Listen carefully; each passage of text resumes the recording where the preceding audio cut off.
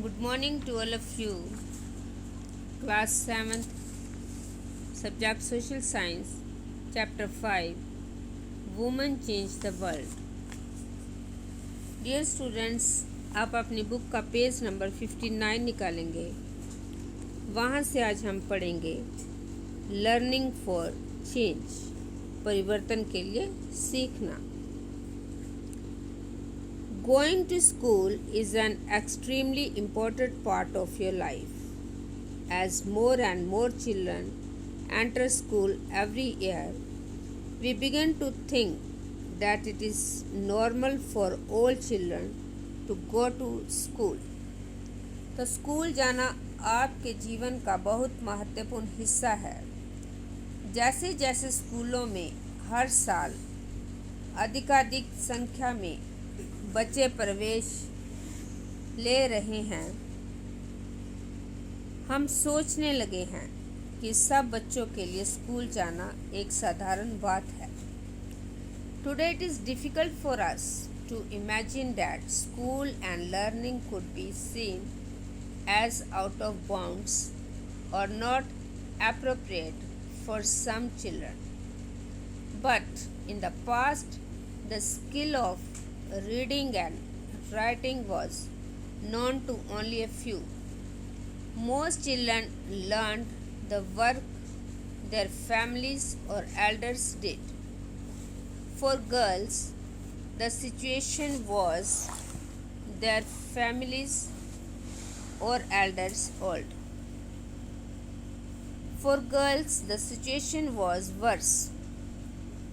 In communities that taught sons to read and write, daughters were not allowed to learn the alphabet. Even in families where skills like pottery, weaving, and craft were taught, the contribution of daughters and women was only seen as sportive. For example, in the pottery trade, women collected the mud and prepared the earth for the pots. But since they did not operate the wheel, they were not seen as potters. तो आज हमारे लिए ये कल्पना करना भी कठिन है कि कुछ बच्चों के लिए स्कूल जाना और पढ़ना पहुंच के बाहर की बात या अनुचित बात भी मानी जा सकती है, परंतु अतीत में लिखना और पढ़ना कुछ लोग ही जानते हैं। अधिकांश बच्चे वही काम सीखते हैं जो उनके परिवार में होता था या उनके बुजुर्ग करते थे। लड़कियों की स्थिति और भी खराब थी।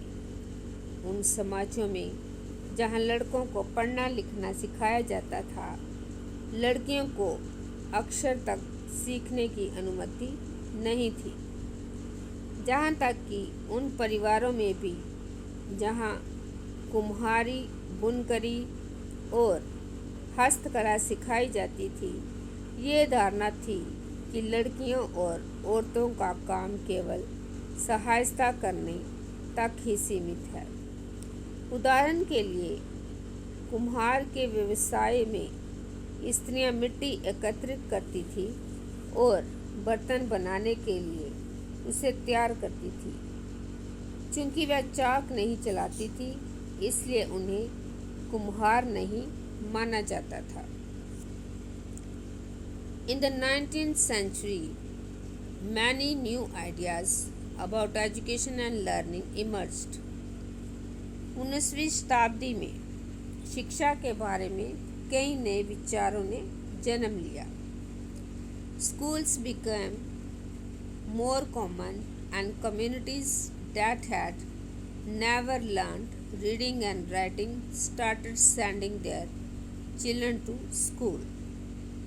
तो विद्यालय अधिक प्रचलन में आ गए और वे समाज जिन्होंने स्वयं कभी पढ़ना लिखना नहीं सीखा था, अपने बच्चों को स्कूल भेजने लगे।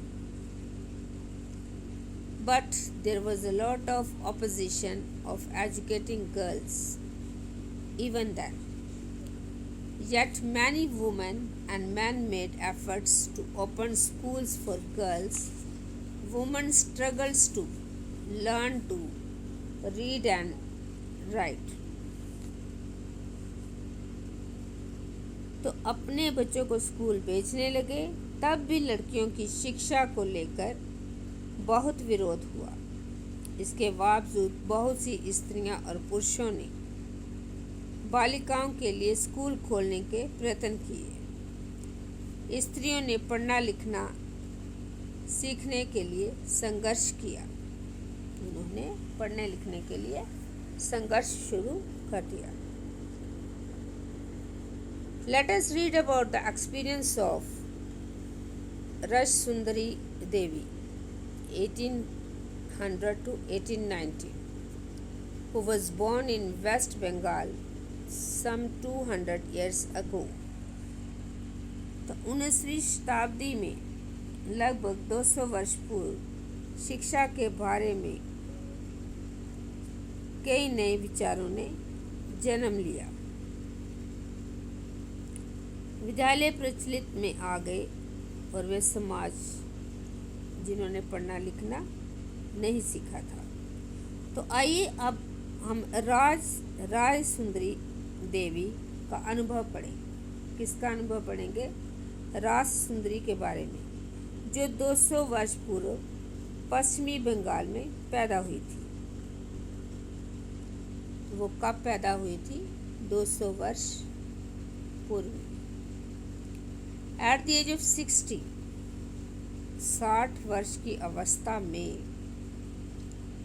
शी रोट हर ऑटोबायोग्राफी इन बंगला। तो 60 वर्ष की आयु में उन्होंने बंगला भाषा में अपनी आत्मकथा लिखी।